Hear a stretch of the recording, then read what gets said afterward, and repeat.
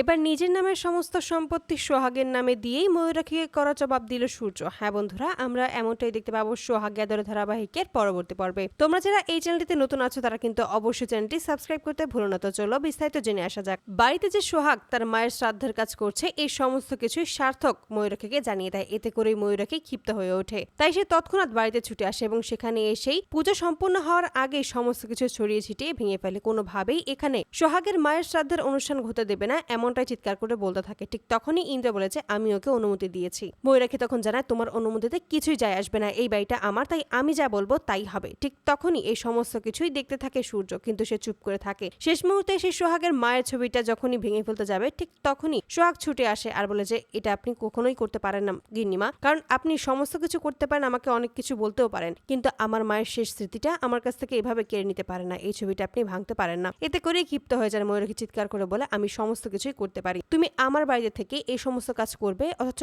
আমি কিছুই করতে পারবো না। এই বলে যখন ছবিটা নিয়ে যেতে চায় ভেঙে ফেলার জন্য, ঠিক তখনই সোহাগ আটকে দেয় আর বলে যে আমি তো বললাম আপনাকে, আপনি আমার মায়ের ছবিটাকে হাত দিতে পারেন না, এখানে আমার মায়ের কোনো দোষ নেই, আমার মা এখন বেঁচে নেই, তাই আমি বলবো যে এই ছবিটা আপনি নেবেন না। এই বলেই জোর করে ময়ূরাক্ষীর হাত থেকে সোহাগ তার নিজের মায়ের ছবিটা কেড়ে নেয়। এতে করেই তখন বাকি সবাই অবাক হয়ে যায় যে এভাবে সোহাগ তার মায়ের ছবিটা ময়ূরাক্ষীর হাত থেকে কেড়ে নিয়েছে। ঠিক তখনই সংযুক্ত দেখায় যে দেয়ালেও রং সিঁদুর দিয়ে কি সব এঁকে রেখেছে। এতে করে আরো ক্ষিপ্ত হয় ময়ূরাক্ষী আর বলে যে তোমাকে আমি 5 মিনিট সময় দিয়েছি, তার মধ্যেই এই সমস্ত কিছু তুমি পরিষ্কার করে দেবে। অপরদিকে এই সমস্ত কিছু দেখেই ক্ষিপ্ত হয়ে যায় সূর্য। যখনই সোহাগ সূর্য দিকে তাকায় তখনই সূর্য সেখান থেকে বেরিয়ে যায় এবং ছুটে আসে অফিসে এবং সেখানে এসে সমস্ত কাগজ রেডি করে।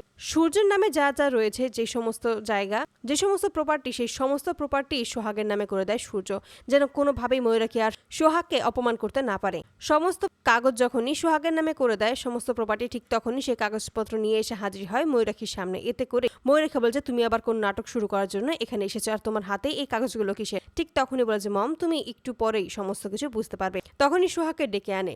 সোহাগ তখন চুপ করে দাঁড়িয়ে থাকে আর তখনই সূর্য সোহাগকে বলে যে আজকে থেকে এই সমস্ত কিছুর অর্ধেক মালিকানা তোমার। এতে করে ময়ূরাক্ষী ক্ষিপ্ত হয়, চিৎকার করে বলে, সূর্য তুমি কি বলছো? এই কাজের মেয়েটা কেন এই সম্পত্তির মালিক হতে যাবে? ঠিক তখনই সূর্য জানিয়ে দেয় যে কারণ আমি আমার সমস্ত সম্পত্তি সোহাগের নামে করে দিয়েছি। এতে করে সকলে হতভম্ব হয়ে যায়। সোহাগ নিজেও অবাক হয়ে যায়, বলে যে এটা আপনি কি করেছেন স্যার? আমার এই সমস্ত কোনো কিছুই চাই না, আমি আর কটা দিনই এখানে রয়েছি, তারপরে এখান থেকে চলে যাব। ময়ূরাক্ষী বলতে থাকে, তোমার কি মাথা খারাপ হয়ে গেছে? এই সমস্ত কি করেছে তুমি? তখনই সূর্য জানিয়ে দেয় যে আমার স্ত্রীর নামে আমি সমস্ত কিছু করে দিয়েছি, এখানে তোমার কিছু বলার নেই মম। তো বন্ধুরা, তোমরা কি চাও যেন এবার এভাবেই নিজের নামের সমস্ত সম্পত্তি সোহাগের নামে দিয়ে সোহাগের পাশে দাঁড়িয়ে যেন এবার ময়ূরাক্ষীকে করার জবাব দেয় সূর্য? অবশ্যই তোমরা তোমাদের মতামত কমেন্ট বক্সে জানাতে ভুলবে না। ধন্যবাদ।